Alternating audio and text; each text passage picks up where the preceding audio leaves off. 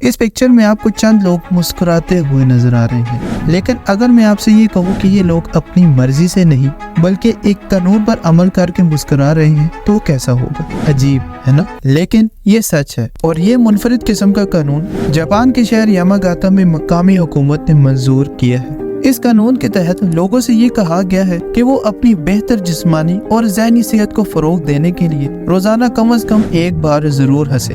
दोस्तों, ये कानून एक मकामी यूनिवर्सिटी की रिसर्च पर बेस है और गुज़िश्ता हफ्ते में ही नाफिज किया गया है, जिसमें ये बताया गया है कि हंसी अच्छी सेहत को फरोग देती है। शहर में मौजूद कंपनीज और ऑफिस पर भी जोर दिया गया है कि काम करने वाली जगह पर एक ऐसा एनवायरनमेंट क्रिएट किया जाए जहाँ पर एम्प्लॉयज मुस्कुरा सके। लेकिन दूसरी जानब कुछ सियासतदानों की तरफ से इस कानून की मुखालफत भी की जा रही है और उनका ये कहना है कि ये लोगों की आईनी हुकूक की खिलाफ वर्जी है। आपकी इस बारे में क्या राय है? नीचे कमेंट सेक्शन में जरूर बताइएगा।